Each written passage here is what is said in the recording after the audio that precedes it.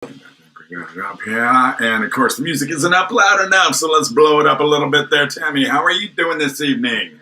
I'm doing good. I'm doing real good, considering the day today. But you get through it and you do what Yes. you got to do. So, Yes, ma'am. Yeah, I know exactly what you're talking about. And we're going to jump into it a little further into the show. But first, we got some business to take care of.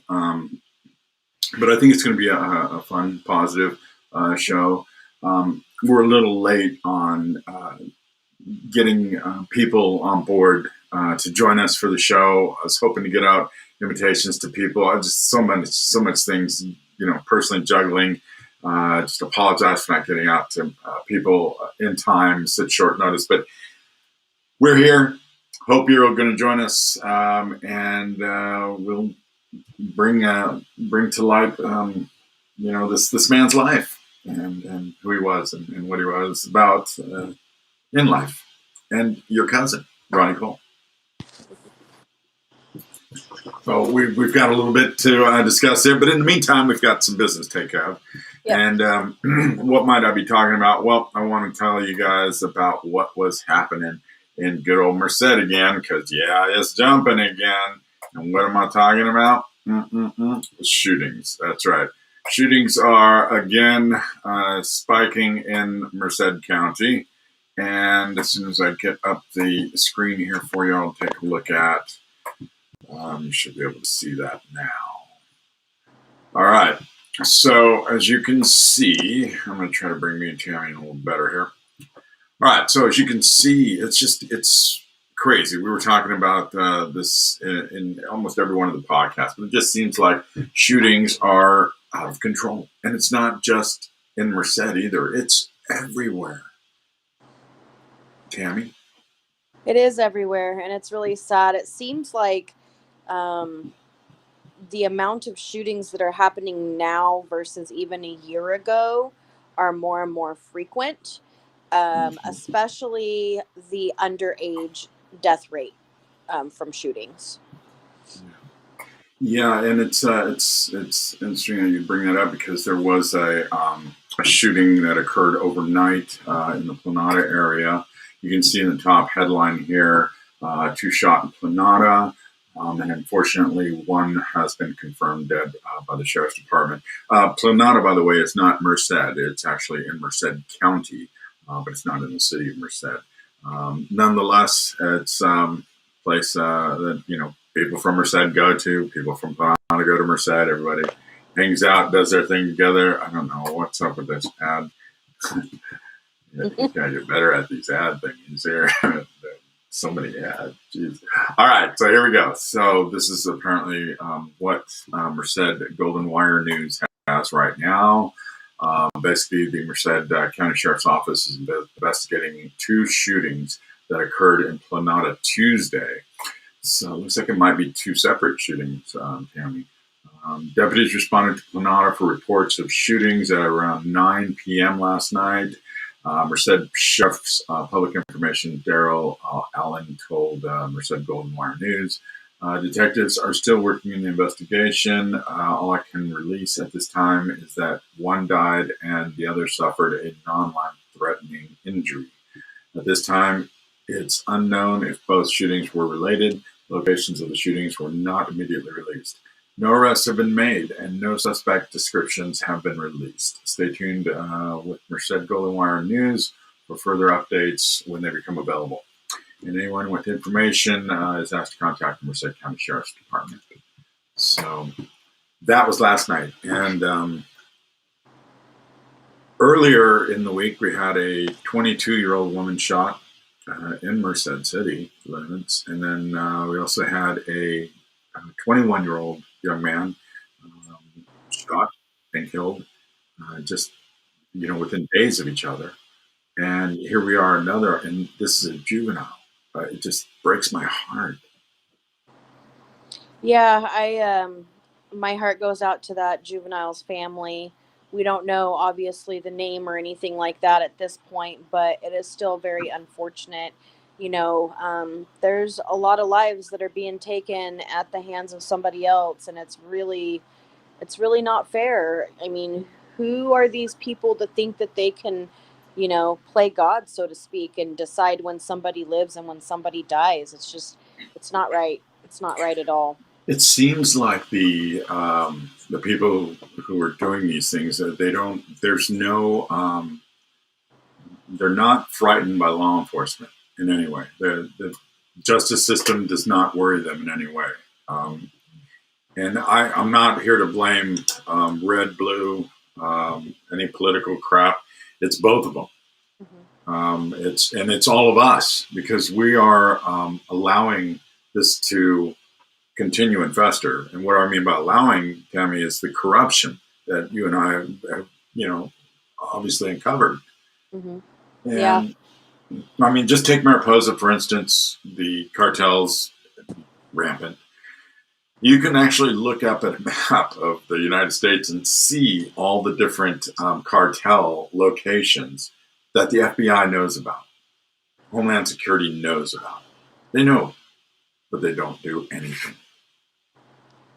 I mean, why aren't these guys breaking down freaking doors? They know where these people are, scooping them up and tossing them in jail, and we'll figure it out later. Oh, the Constitution. Yes, but the Constitution does not protect scumbags who are out there to just do criminal activities. These guys are thugs. They're criminals that need to be rounded up and tossed away. Yeah. And the sad part about that all is, if you ask them point blank, why is nothing being done? They'll say, something along the lines of, we need more time, we need more time, we need more evidence, we need more time. But I mean, how much time do you really need? It's been decades. And our system is so flawed because we have district attorneys that make these charging decisions. We have police departments that make these investigations and these reports and send them to the district attorney's office to make the charging decisions. If you have a district attorney who likes to, pilfer evidence lockers, sell illegal weapons from evidence lockers across border lines into Mexico for thousands of dollars over what they normally would cost. Mm-hmm. Hey, why would they ever go after and prosecute, cartels or these bad people? They're making money off of them. Right. And we're allowing it to happen. Everybody gets a payoff in the end. Yeah, everybody's getting a piece of the pie. And I'm not just making this up. There was a recent court case, February, I believe it was, of this year, at a federal court in Los Angeles. I believe it's down in San Diego. A woman who was born in Los Angeles, grew up, her father's cartel, member. And she was brought up in the ways of the cartel, ended up, becoming part of that after she graduated high school. Ended up right into the cartel, into Mexico, running dope and running money and doing trafficking for the family. So it's not just these cartel members now. They're older. They now have families. They've bought with their blood money. They've bought real estate companies. They've bought liquor stores. They've bought, they've bought things that they can wash money quickly with. Yep. And these businesses are now helping to fund our politicians. Yep. So, people, you got to wake up. I don't know what to say. I don't know what to do, Tammy. Sometimes I just want to grab them and just, come on. I think a lot of people, I think that what we're doing is helping wake up a lot of people. And, unfortunately, when something like, Ronnie's case or David Burkhart's case, or even Heaven Murillo's, death, things of that nature happen, a lot of families are close-eyed until it happens to them, and I mean, literally, I know because I've walked this life for 42 years, and prior to Ronnie, I always thought, that will never happen to my family, that happens to other people, but it won't happen to my family. And you live in this kind of like a veil of belief that, it's in the movies or it's on TV or, oh yeah, you see it in the news, but it will never happen to me or my family. And then it does. And it's completely devastating, absolutely devastating. And it's something that you never fully recover from, but it's definitely an eye opener, and it makes you more aware of what's going on around you, not just in your city or your county, but in your state. And it's insane of how much corruption and cover up goes on in the state. And then you get to thinking about it, and you see these cases where, this man was murdered, or that little boy was murdered, or that little girl was molested, or that woman was raped. And they go through hoops to figure out who the suspect is, and then they make an arrest. And then you have families like mine who are sitting here going, we have given you all of your evidence that you need. Why are you not making an arrest? So why is that guy able to go behind bars for the crime he committed, but you can't condemn the rightful people in my case? It's very infuriating. What makes them see this person's okay to arrest, but this person's not? What makes that case better than this case? Yeah. And it's excuse me. It's interesting that you would mention about children and the way they're being abused these days. Because there was a report that came out in the Mariposa Gazette. Did you happen to see that, by the way? I think you sent me a copy of it. Yeah, I sent you a copy of it. Yeah, I just happened to go through Mariposa and the Sierra Sunstar and another one, and I seen that article come up, and I thought, I wonder if I know these people. Of course, they're quite a few years younger than me, so I don't know who they are. But yeah, there is a lot of molestation cases up in Mariposa County. This is not the first one that I know of. So yeah, I've actually been told that as well, and not by you, but by others that I've spoken to in regards to when I was looking into your cousin's case. And yeah, it seems like there's a lot going on, beyond those woods, and it's not pretty. A lot is being covered up. I mean, this is disgusting. Dallas Stroming charges plea to testify against Michael Cutter. Is that what it is? Yep. Do you know? And you were saying about this case. Did you know about these people at all? Do you know about them? Or? No, I've actually never even heard of them before. But they're both from Mariposa. Like I said, I believe she's in her early, 31 or 30 years old. So she's, 12 years younger than me. And I don't know, or maybe it was him that was 30, 31. But that's, yeah, I think she's 27 here. Okay, so they're quite a bit younger than I am. Yeah. But what disgusts me about this is she is just as guilty as he is. She has done the exact same things that he did to this young lady, but yet they're going to offer her a deal for testifying against him and give her reduce heinous acts down to misdemeanors. Yeah, some of the things they're charged with doing up there in Mariposa County is requesting a minor to engage in a sexually explicit video, requesting a minor to sleep in the same bed as her and Cutter, sleeping in the same bed as the minor, and that someone digitally penetrated the vagina of the victim. I don't understand that, but okay. Digital penetration means with your digits, your fingers, your hands. Oh, God. And, yeah. Okay. Yep. And this is a young child, so obviously they were adults, and yeah, I don't understand how they can just... It's absolutely disgusting. Absolutely disgusting. But, in addition to that, what really caught my attention about this particular article is that Michael Cutter was caught with 1,736 grams of marijuana and a machine to create hashish, manufacturing machine to create hashish. So this ties into the whole, marijuana thing going on up there, obviously. I don't know if he ties directly into the illegal grows, but because marijuana seems to be kind of a thing up there right now illegally, I'm just kind of curious as to if this plays into that. I don't know for sure. It's just my own speculation, obviously. But I just find it kind of odd, everything that we stumbled upon. And then that article down at the very bottom, very briefly, touches on that. Yeah, that's a lot of freaking marijuana. Yep. I know because I weigh and I do all that stuff. There's 28 grams in an ounce. Mm-hmm. There's 16 ounces in a pound. So I'll let you guys do the math of 1,736 grams of weed and how many ounces that equates to. It's a lot of weed.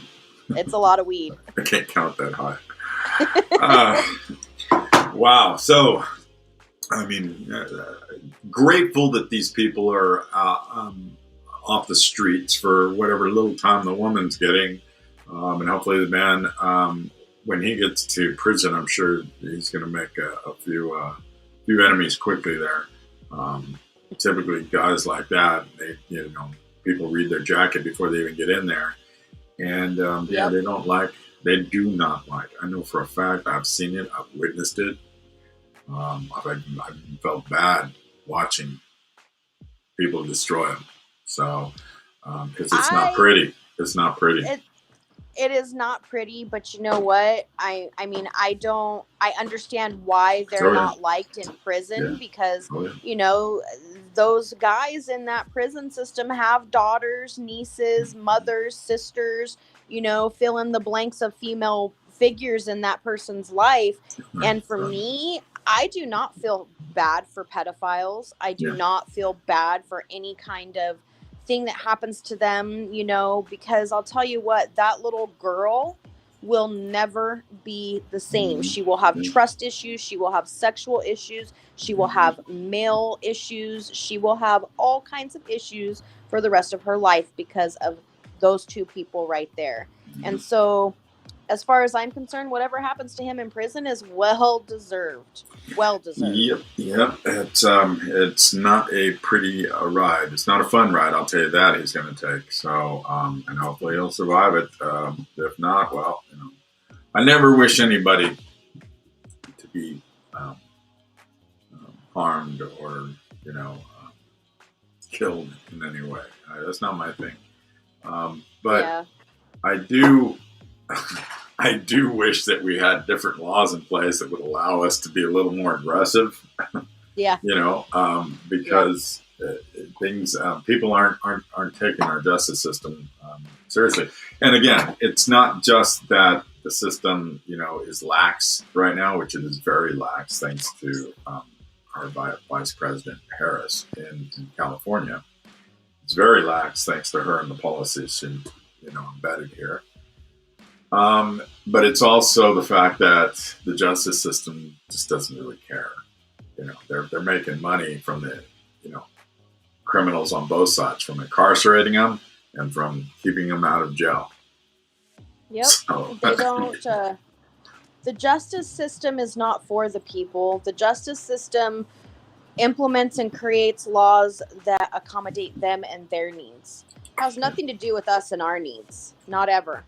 So, and the only way that that's going to end or that's going to stop is if the right people are put into the proper positions, and our voices are more heard. So in order for that to happen, we have to be more vocal. We have to be more verbal and put our feet down, because if we don't put our feet down and speak up for what is right and what is wrong, then nothing's ever going to change. We are going to remain the same, or we're just going to get 10 times worse very quickly.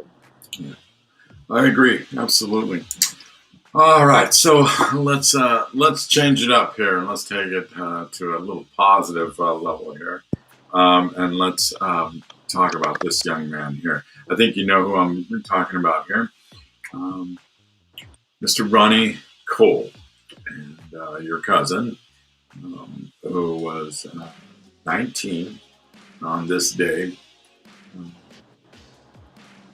At about 2:30 p.m., there was supposedly he had allegedly jumped into the Merced River, lost his life. Since then, we've uncovered that that's not the case, and we're pursuing that in a whole nother regard. And we have a fundraiser going on, and we'd really appreciate if you guys can go there and help us out with donations to get the money up to get the autopsy done. Right? Is it? I got that right, Tammy? Yes. Yeah. From an expert witness Mhm. who is a forensic pathologist, i.e., PhD doctor. Mhm. I got an email this morning from the company that has secured that expert witness for me, and they have sent all of the information to that doctor. It is currently being reviewed. They Mhm. will send me the reports here shortly, along with the invoice. So I'll be able to get that paid for, and we should have that, I'm hoping, within the next couple of weeks. Okay, cool. Well, I'm going to show you some pictures, and maybe you can tell me a couple of things that I'm looking at here. I hope I don't cause you to get into an emotional state, but I completely understand if you do. So I'm going to start with this one here. What is this? So my cousin Ronnie loved racing cars. It was a huge passion of his. And he started racing when he was about 5 years old in little sprint cars. Mhm. And from there, he just blossomed. And, he's won trophies. He's won a lot of races, first, second place. Every time you'd go see Ronnie, he'd be working on his car for his next race, or he'd be down at the Merced Raceway, getting ready for his next race, learning the track, seeing if anything was different. So he knew his turns that he was going to take, what angles he was going to take. He was an amazing driver. Um, and that was just, something that he and his dad really, really connected with. And his dad is Frank Cole, who Uh-huh. is my uncle. And, my uncle Frankie has been a racer since he was a young boy, too. He started racing in dirt bikes when he was, before he was a teenager. And that just kind of bled over into Ronnie. That's in Ronnie's DNA. It's in his blood. And he really took a liking to it and just took off with it and ran. And he excelled. He really excelled at it. He was amazing to go watch race. Yeah, so you saw him at a few different races, of course. Yeah. Yep. Mhm. Absolutely. He would always hit me up on Facebook Messenger and say, "Hey, cousin, I'm racing at Merced Raceway Wednesday night. Are you gonna, or Thursday night? Are you gonna make it?" And I'd say, "No, I'm not. I'm working." And he'd say, "Okay, well, what about Saturday?" And so I'd make it out there on a Saturday and go see him race. Oh, And it was just a really fun time. awesome. Now, what are we looking at here? This is number 5. Is this the same vehicle that we were looking at before? Do you know? Let me Got take a to look. turn you a different direction here so I can blow it up. So let me just take a look. No, It looks there's a number 5 on this one, but it's on the rear panel. yeah, The no, it's quarter not panel. this. It's not the Okay. same car. Yeah. Ronnie, Oops. Ronnie's numbers were number Oh, 5, shoot. Uh-huh. number 55, number 69. He's had a few different numbers, All right. but number 5, I think I associate the most with Ronnie. Gotcha. All right. So the operator had a little technical difficulties here. See if I can pull him back up. And his dad and him used to work on the cars together, correct? Is that Yes, right? Yeah. yes, they used to work on the cars together and get them tuned up and swap motors, swap transmissions, get tires, do whatever they needed to do, strip the cars, make them lighter, Yeah. for drifting around the corner purposes. And yeah. Nice, fantastic. All right, so I'm getting back here into the mode again. I think I lost on me there for a second. All right, so him and his dad here now. Did his dad? Now his dad helped him build a lot of this, right? And really, they were like two peas in a pod, really, right? Yeah, they were passionate about the same things. So him Yeah. and Ronnie really connected on a different level. Ronnie worked for him in his tree his tree service, and Mhm. they really connected on the race car level. My uncle, went out and built him his first sprinter car, and kind of showed him the ropes, and then Ronnie just took off with it. So yeah, Ronnie was my Uncle Frankie's buddy. They were best friends. They Yeah. were inseparable. And then this here, this is a younger Ronnie sitting on the back of a little trailer being hauled by. Who's the gentleman driving? Do you know? It looks like my Uncle Dennis. Okay. He's our great uncle. So Ronnie was named after our grandfather, who is Ronnie Lynn Cole. Ronnie is Ronnie Ray Cole. Um, and Dennis is our grandfather's baby brother. Gotcha. Okay. Gotcha. And is this on your family's on Nicole's property there? Do you know? It looks like it is up. I'm looking at the hill there. Yeah, it's kind of hard to tell. It looks like it is actually on the family property. But it looks like it. Well, no, it actually looks like it's on the road on the way down to the family property. It looks like they're going back up the hill. Gotcha. So, all right. So what about this one? This one's cool. This is him holding a trophy here. yeah, that's one of his many wins. He had so many freaking trophies. It was amazing. So yeah, that's him being proud of, look at the size of that trophy. It's huge. I was going to say, yeah, it's just about as tall as he was. Wow. Yeah. What an amazing That's a young big one there. And, his sister Ashley's got a lot of his trophies still. So that's pretty nice. Yeah. Oh, wow. I'm sure her kids are just like going to love, checking those out. So this right here, this one is Ronnie giving a kiss to. Was this the girl before he passed? Was his girlfriend before he passed? Or? This is little Miss Delana. She is such a beautiful little soul. I love her to pieces. We still talk quite often. She's one that's had a really hard time with the passing of Ronnie. It affected her immensely. She has not dated anybody since Ronnie's passing. It's been 4 years today. And she really feels like she lost her person, and her and Ronnie were really good together. Ronnie absolutely adored her with every ounce of his being. And, she understood that he was lost at that time, and he was trying to find his way back to her when he died. Yeah. So, that's the woman right there, Delana, that Brandy was most jealous of. And she really, you can see when they're together, she really lights him up. He really lights her up. It just seems so beautiful together. They were a beautiful couple. They connected on one of, I've known a lot of relationships in my lifetime, that connected on a deeper level, that connected, I want to say, like at the soul, like the souls connected, like my great grandma and grandpa, and something like that is really rare. And they had that. They connected on a way deep level, and it was so beautiful to see. Nice. Very nice.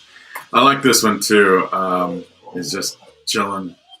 Got his chin in his palm down, just like, yeah, life's good. Life's good. That is good. Yes. I'm sorry, what was that? You're breaking up a little bit. Sorry. That guy right there, he lit up a room. Any room that he would walk in. I'm sorry, I'm going to start crying. Oh, I'm sorry. Yeah, it can be a bit emotional, so take your time. But he really could. You can tell. You can just see it in him. His smile was amazing. I mean, you could be having a bad day, and he'd just come throw those long, lanky arms around you and give you the biggest hug in the world and tell you that he loved you and it was going to be okay. And then he'd smile at you, and those eyes would just sparkle, and everything would be okay in that moment, you know? Yeah, and I remember talking to some of the eyewitnesses too, who said, they'd have him watch their kids, they'd have him, stay at their house, and never any issues with him in any way, like bad issues in any way. He was always there for friends and family. If somebody needed something or him in any way, he would. His sister, uh, Alicia, right? Alicia. Ashley. Ashley, I apologize, Ashley. I'm Ashley. horrible. It's okay. I love you, Ashley. But she was telling me this fantastic story, and I have it on video from a podcast that we did. I have to get it back up online for people to view. But she was telling me the story about how she needed to get back to Mariposa, and he was the only one that could get down there to get her or whatever. He was like, "Yeah, I'll come down," and he drove down there and on a flat tire. Yep. He got her all the way back to the kids and everything. Yep. And if anyone could drive on a flat tire, it's this guy. He was a professional driver. He was a professional driver. Yep. He would do whatever he had to do. He would do whatever he had to do. He would give the shirt off his back if you needed it. He would, he was very reliable. He was the guy that if you needed anything at all, you could call him and he would be there in a heartbeat. He was very honest and very trustworthy. You could leave him for a week in your home and everything would still be in its place when you got back. He was just the all-around amazing guy that loved his friends and loved his family so much. Yeah, I've heard just nothing but wonderful statements from people about him. And here's another photo of them together again. Now, is this her in the photo with him in the car? Here? Yep, okay. That's Delana. Yep. And here we have him and his father, right? Yep, that's him and my Uncle Frankie, his dad. Mm-hmm. That's a good picture of the two of them, actually. Yeah, it is. It's a great photo. That looks like it's in San Francisco. Yeah. Yep, that looks like it's San Francisco. Might even be Oakland because my uncle does go to Oakland frequently, so that might be a trip they took to Oakland. Gotcha. And there's the two of them again. Chilling. They always took the cutest pictures. Yeah, right. Yeah. And this is him cutting trees, like you were talking about. Love the shirt. Right? Yeah. The Ramones. Yeah, that's a great shirt. He loved to cut trees with his dad. That was, he was a tree climber. He was a little monkey. Now, the family seems to have that in their blood. I know his brother also is doing it, and Ashley's husband is also doing it. Yep.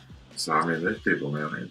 There's a lot of family that are tree climbers. So yeah, cutting them trees, man. And it's hard business. I know. I did it with the Forest Service. We'd have to cut those trees that have the mistletoe growing on, because eventually it kills those branches. They become, widows, and we'd have to take them out of like the camping areas, so we'd have to climb the trees up there and play around. Right. It was a learning experience for sure. Nothing like these guys, though. I mean, these guys are pros. And then, this one here, him in the car chilling. Looks like he's driving, so this is probably a reversed image. So I don't know, maybe. Yeah. There's another one where he's throwing up, his deuces like that, and he's got greasy hands from working on cars, and he's wearing like a blue collared shirt. That was a picture that he took when he was actually getting pulled over. Oh, that's funny. Funny.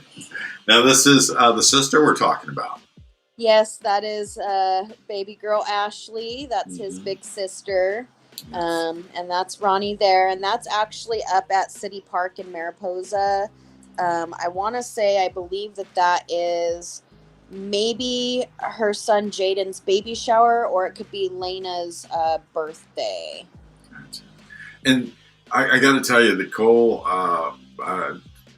family, they make some beautiful kids, especially the women.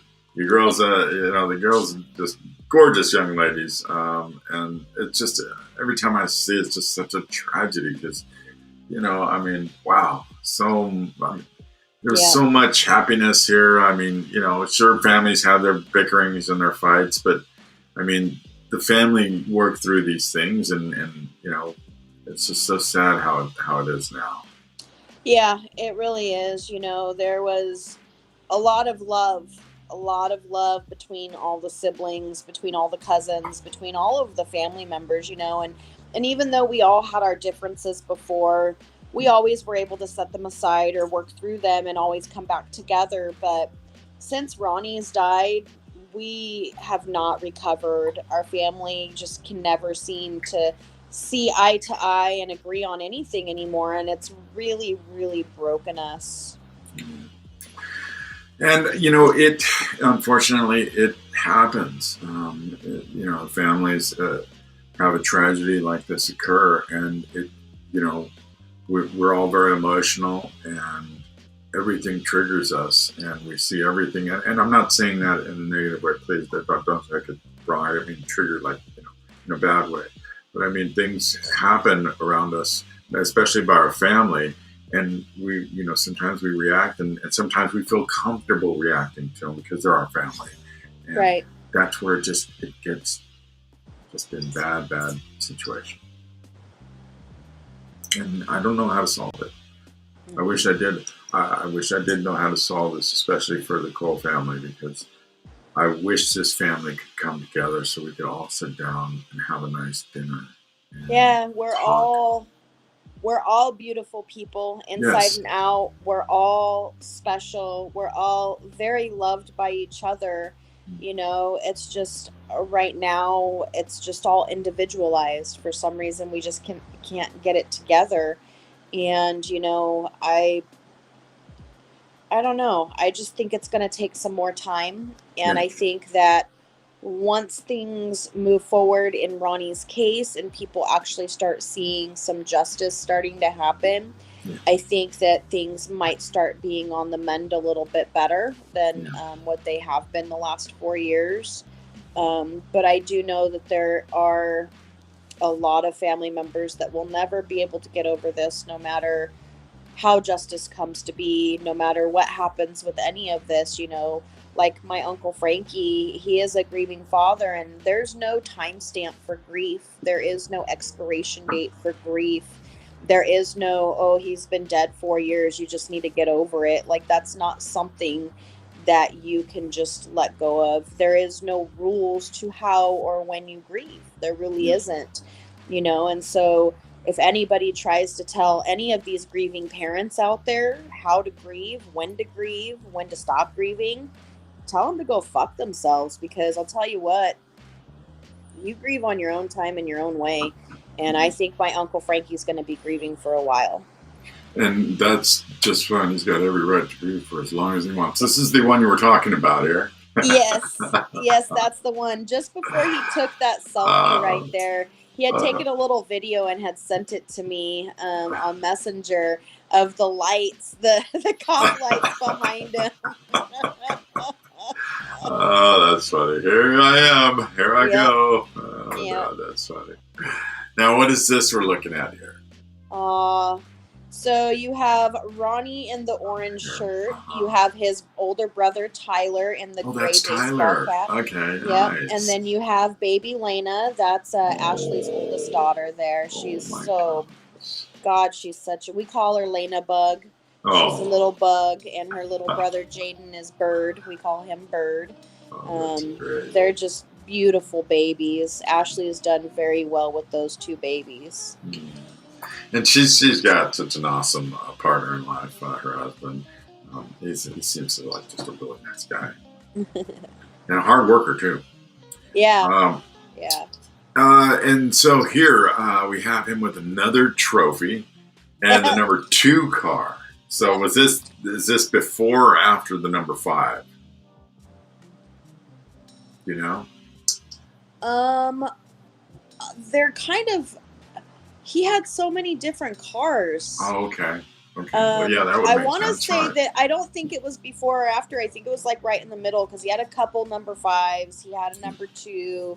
He had a 55, and they're just kind of like whatever he felt like driving at the time. Uh-huh. Mm-hmm. So. And so at this time, he was only 16 years old, and he was a featured winner. Yep. At the Speedway. Wow. Yep. This guy's killing it. Man, he's awesome. What a great guy. Yeah. I like this one too, where he looks over the shoulder. You know, his little like, smirk. He's yeah, so cute. that little smirk. Yeah. He's such a cutie pie. I love it. Love that. He had great hair too. My God, the waves. I mean, jeez. Right. He would die for those waves, you know. It was so thick. Uh-huh. His hair was so thick. That's his mama's hair. His mom Beth had really thick, super curly hair. Wow. Wow. Now, what's up with the turtle? You know, that I don't really know. I wonder if that was a Captain Nemo thing or it could have been. It could have been. I don't think it was a sponsor. Right. But I can't say for sure. Ashley would be a good one to ask that question too. And let's see here. Yeah, she knows a lot about all of this. I've talked to her a little bit about it. And man, she's just a wealth of memories. And Ronnie was her best friend. You can tell it. You can, you hear it in her voice and the way she speaks about him. I mean, she really, and he just had a great relationship. I just wish that would have blossomed into adulthood with their children, and they could, grow their families together. Just wow. Yep, she absolutely adored her baby brother and her 2 kids. They love their Uncle Ronnie so much. So much. He had such a great bond. Who's this? Now we know this is Frank. This is Frank. Frank, Ronnie's dad, and then that's our Grandma Donna. That's Frank's mom. Oh, that's Grandma Donna. Okay, that's Grandma Donna. As well. Okay, gotcha. I can put faces to the pictures now. This is a cute picture. This is 2003 elementary school. Yep. And this is Ronnie right here. He was just a little roly-poly guy back then. He was a little chunky guy. He had a little cute little chunky face, little cheeks there. He was adorable. He was a little shit though, but he was adorable. The adorable ones usually are. Yeah. I like this one too. Just the lighting on it and his smile. You can see his dimples. And this is my least favorite picture of Ronnie. Really? Because it reminds me of, look at his hair. Uh-huh. And look at his eyebrows. It reminds me of a freaking Oompa Loompa. Oh my gosh, you're right, huh? Yeah, with the little, but now that you said that, it's messed it up for me. No, I really love the way the light is and the contrasting and the way he's smiling slightly, and he's got his little dimples there. It's an amazing photo.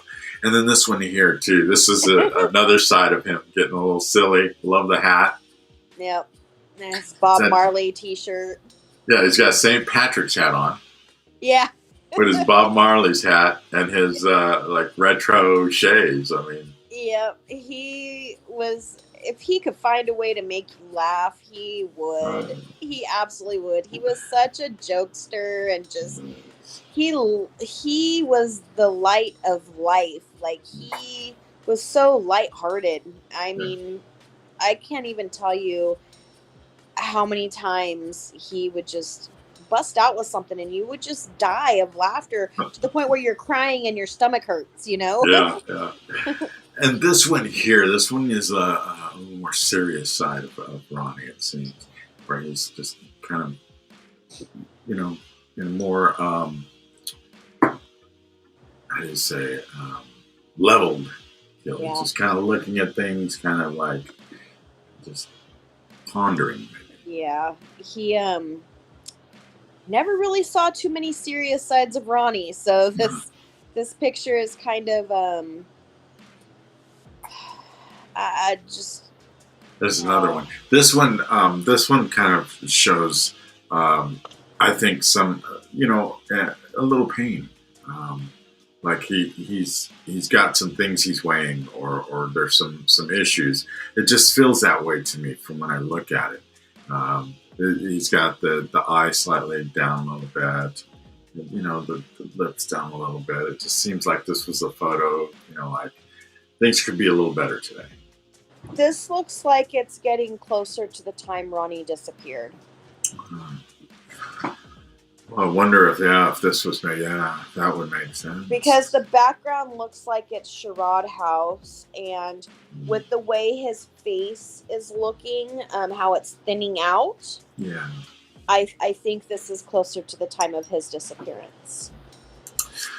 And I like this one here with the doggy. Whose doggy is that? That was Ronnie's Dobie. Okay. And she actually died, I think it was 3 or 4 days after Ronnie went missing.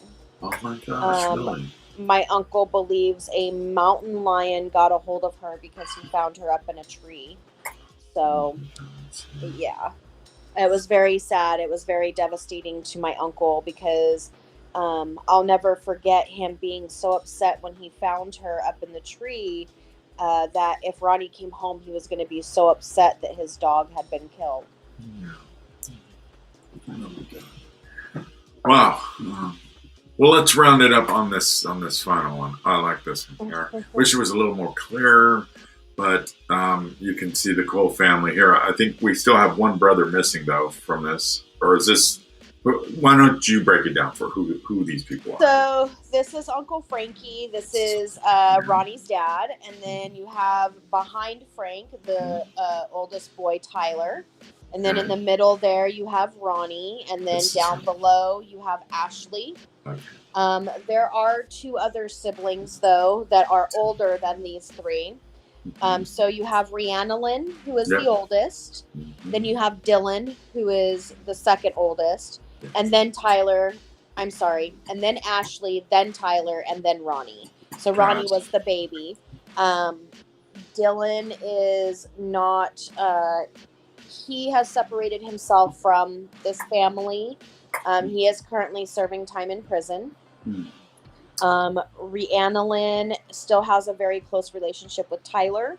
Her and Ashley do not speak. For their own reasons. And she's actually on vacation in Costa Rica right now, expecting her second baby.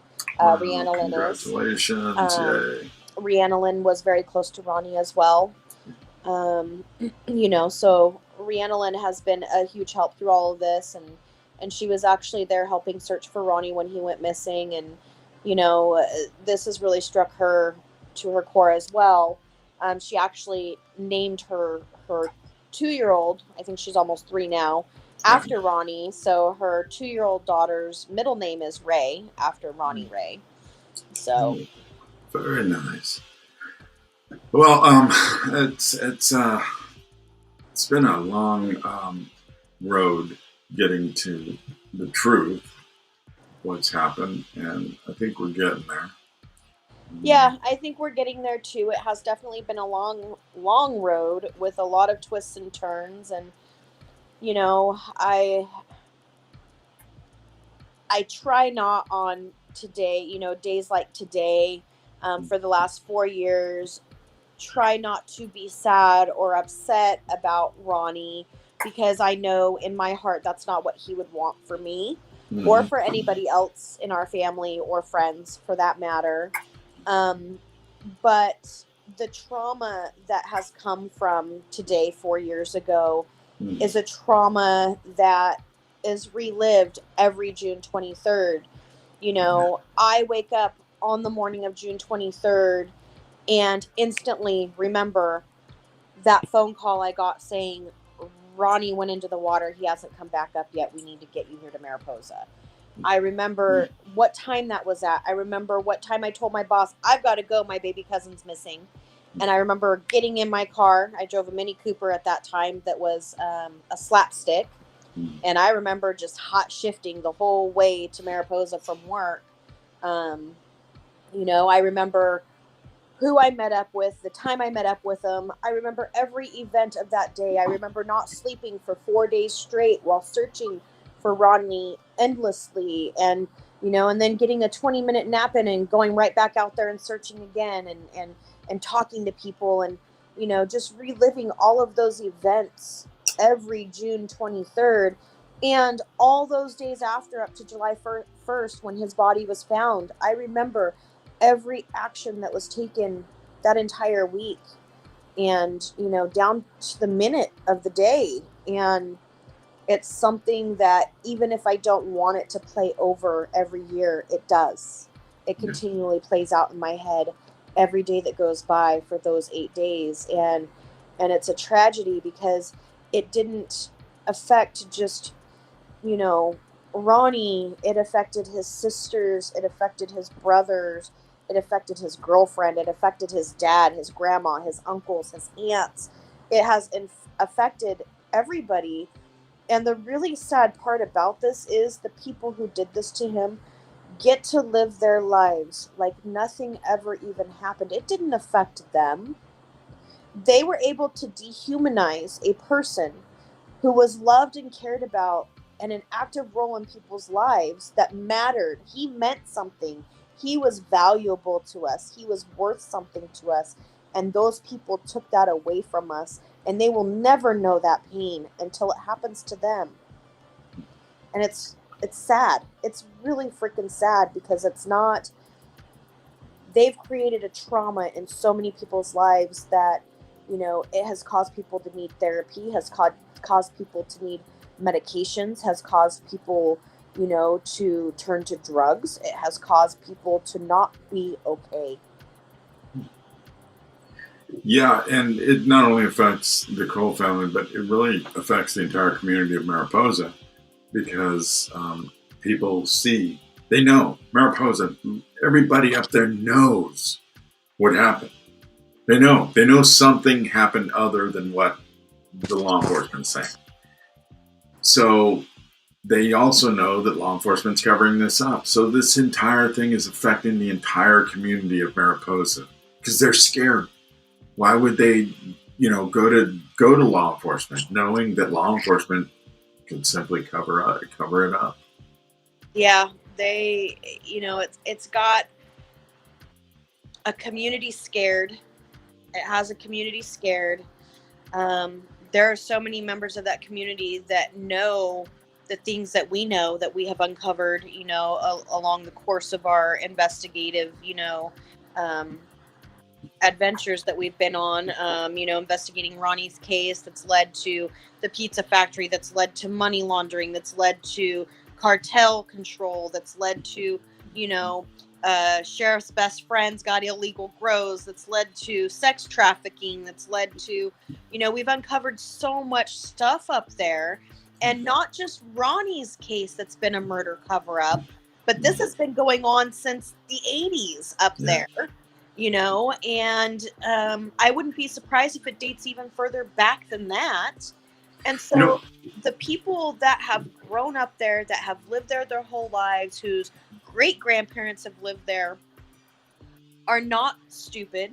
Their eyes are not closed. Their eyes are wide open.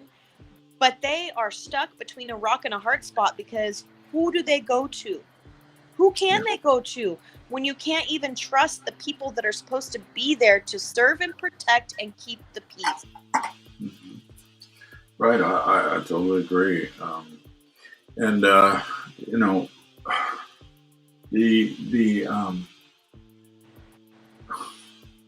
don't know. Every time I want to try to explain the whole of how it affects everything, and how it's not going to get better until we confront all this, because everybody wants to keep a positive spin on everything. Oh, don't talk about the negative. Don't talk about the negative. I don't want to talk about the negative. Oh, how I would love to talk about how wonderful it is to see this young man grow up. Watch and tell you about how beautiful it is to see this family united and working through the things that they do. But I can't, because this young man lost his life in a murder cover-up. And so if that is difficult for you to deal with and all you want is positive, well, this ain't the place for you. Because we're never going to get to positive, full positive, until we address the negative. Yep. It's just the way it is. That's right. He was 19 years old this year on February 16th of 2021. He would have been 23 years old. He would have been, probably, I imagine where Ronnie would be right now if he was still alive, and the things that have gotten stripped away from him and my family because of it. We'll never be able to hold his first baby. He'll never be able to hold his first baby. He'll never be able to walk down an aisle, and meet his wife at the end of that aisle and say I do and put a ring on her finger and show her how much he loves her. My uncle will never be able to hold that grandbaby from him and love that grandbaby from him. My grandmother will never be able to be a great grandmother to his children. We'll never know what kind of career he would have picked if he would have bought his first house. We don't know those things anymore because these people have taken that away from him. And it's disgusting. Yeah. I don't even know how else to even put it. Like, I think about those things all the time. Every time I pick up Ronnie's case to see if there's something I missed, reread police reports, reread through everything, autopsy reports, all of it, because I'm constantly going back through it to make sure I haven't missed anything, my timeline's correct, all that stuff. I think about those things. I think about all those things, all the things Ronnie won't be able to do. Yeah, I hear you totally. Well, I really, go ahead. On a positive note, Mariposa is not all bad. Mariposa has a lot of good qualities to it. Mariposa is beautiful country to go visit. It is full of history. They have wonderful things during the summertime going on, like the Butterfly Festival, the Mariposa County Fair. They've got the, music on the green, which is the little park over there down the main strip. They've got live bands that play out there every Friday, Saturday. Right behind Pizza Factory, right?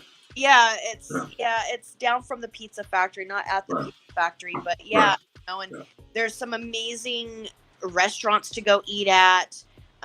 There's parks, there's skate parks, there's a lot of really cool little boutique stores to go check out. There's gold panning, there's a gem shop where you could go pan for gold out back. There's just so much wonderful things to do. There's so many amazing things to see. And again, it's the gold rush. That's right in the heart of the gold rush. 1849 is right there in Mariposa, California, and not to mention you travel about 45 minutes up and you're in Yosemite National Park. Yeah. And I'll tell you what, that is the most gorgeous place ever. You go to Bridalveil Falls. You can go to, I forgot the name of it, but there's a waterfall there during, I want to say it's either early morning when the sun is rising or late night or in the evening when the sun is setting. I can't remember which of the two, but the sun will hit this waterfall just right, and it will literally look like molten gold coming over the cliff. It is gorgeous. Gorgeous. Yeah, that's the waterfalls turning to fire. Yeah, firefalls. Yep. Yep. And there's cool. Half Dome. There's just all kinds of stuff to do there. So no, Mariposa is not all bad. Mariposa is a wonderful place as long as you go in there with your blinders on. Yeah, and just stay clear of the sheriffs, and away from any illegal grows. Yeah, you don't want to stumble into any of those because you won't be coming home. If you stay in town and you don't drink in public, you should be fine. You should be fine. You should be just fine. Well, listen, everybody, we're going to wrap this up now. It's been wonderful kind of talking a little bit about who Ronnie was on this day, turning a tragic day into somewhat of a positive day. talking about who he was and the beautiful person he was, and the family.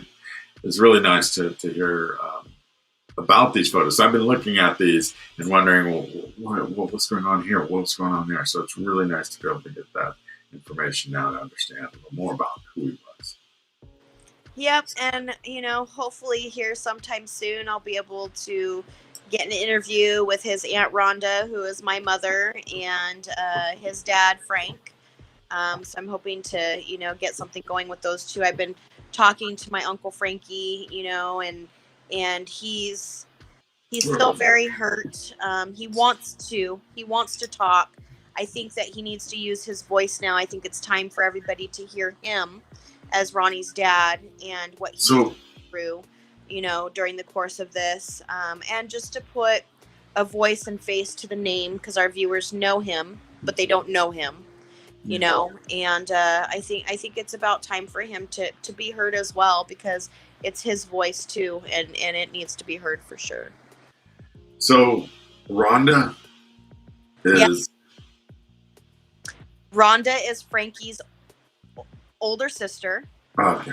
and she's my mom, and she is Ronnie's aunt. Gotcha. Okay. Gotcha. I'm still learning everybody. It's a big family, which is good. I'll break it down real quick for you. So, Okay. Donna and Ron, Grandma Donna, Grandpa Ron. Grandma Donna is still alive. Grandpa Ron died on June the 11th of 2015 at the age of 74. Okay. Then there's the 4 kids between Grandpa Ron and Grandma Donna. The 4 kids are Debbie, Rhonda, Frankie, and Jesse. And Debbie is my cousin Dee Dee's mom. Rhonda is my mom. Frankie is Ronnie's dad. And Jesse. Sorry about that. That's all right. And Jesse is the one who found Ronnie. And yes, we can let him join. You want to do that? Yeah, that's fine. And then, so here's where it gets fun. Debbie has 2 kids, Dee Dee and Bailey. Rhonda has 4 kids. I'm the oldest. Then there's my brother Anthony, my sister Sierra, and my baby brother. And I just lost you. I lost your audio. Try again. You there? Say something. Can you hear me? Uh-oh. I think we just lost the feed. Are you there? Oh yeah, I can't hear you at all. Did you possibly mute your mic by chance? No.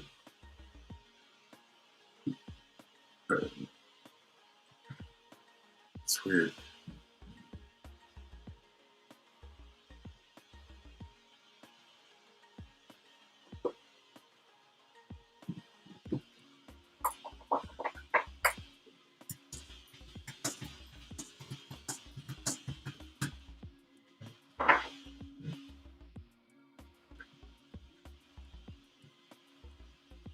What should we do? I can't hear you at all. I don't know what happened.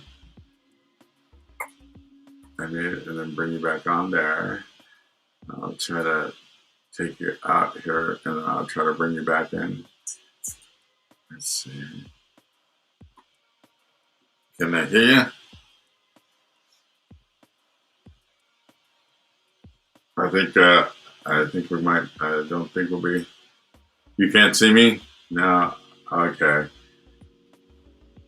Yeah, I think the stream is pretty much ending. I think